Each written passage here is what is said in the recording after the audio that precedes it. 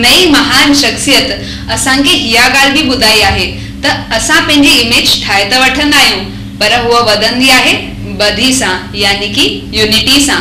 जॾहिं असां मिली करे सिंधी सभई सिंधी मिली करे गेट टुगेदर कनि मिलन असांजा जेके पर्व आहिनि हू सभई मिली करे मनाइनि तॾहिं असांजी यूनिटी वधंदी आहे।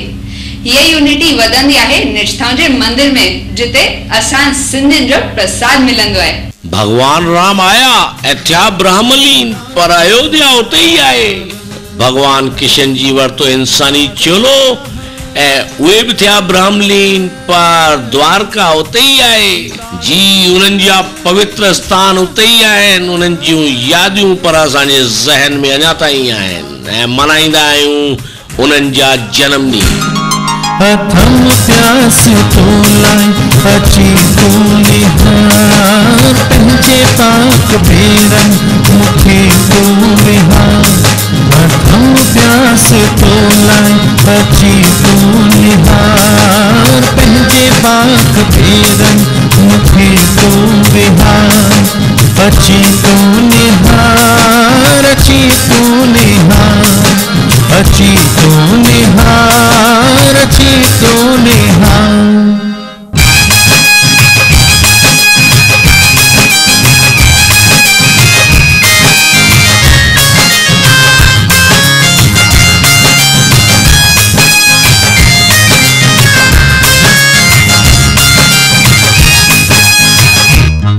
मुंहिंजा डोह टिंगायूं तू ना विचार कसीर में किरल थे अची तू था।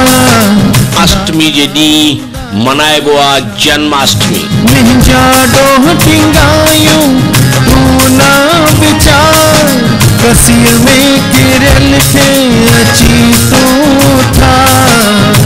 कयम ना कमाई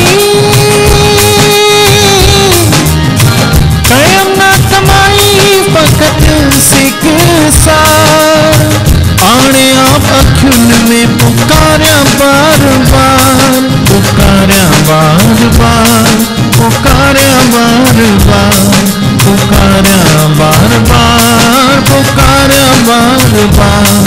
ॾेखारियूं पिया मुंबई जे कार इलाके में वसियल दादा हरेश चेलाराम जी जी अॻवानी में मनायल जन्माष्टमी। असांजी महान शख्सियत असां खे हिया ॻाल्हि ख़ासि तौर ते ॿुधाई आहे त असां जॾहिं पंहिंजो अक्स ऐं ॿधी ॿई मिलाईंदा आहियूं यानी इमेज प्लस यूनिटी विल बिकम पावर यानी ताक़त ठहंदी आहे ताक़त।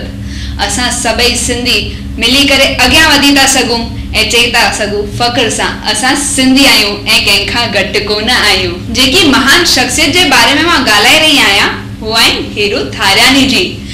हुननि असांखे घणेई कुझु सेखारियो आहे ऐं तव्हां हू हाणे ईंदड़ एडवर्टाइज़मेंट्स में ॾिसंदा। हू कीअं वीटो अवेश दादलानी ही असांजा कुझु एडवर्टाइज़र्स आहिनि हुननि इमेज ठाही आहे तव्हां सभिनीनि जे दिलनि में।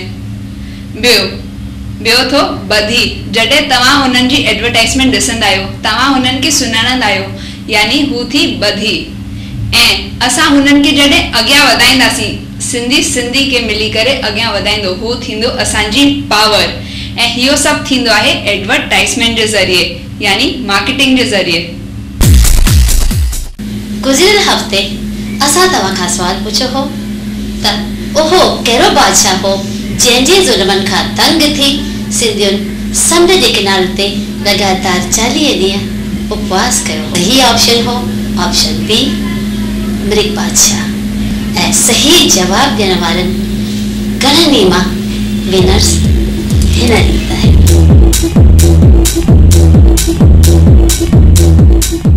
तव्हां सभिनी खे लख लख वाधायूं ऐं हाणे ॾेखारियांव थी हिकु झलक जंहिं ते असांजे सिंधियत जो सुवाल आधारित आहे।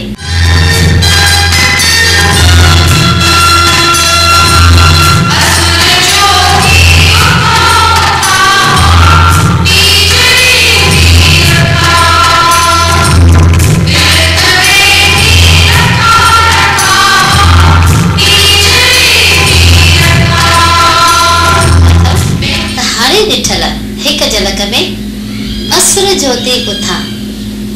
सारू तो समझी वही हूंदियूं तो सवाल भी छा है ऐं जवाब भी छा है, वरी भी ॿुधायां त उहो कहिड़ो सावण जो ॾिणु आहे जंहिं ज़ालूं पंहिंजे मुड़ुस जी वॾी उमिरि लाइ उपवास रखंदियूं आहिनि। हिकु ऑप्शन चवां थी, ए थधिड़ी या बी टीचरी।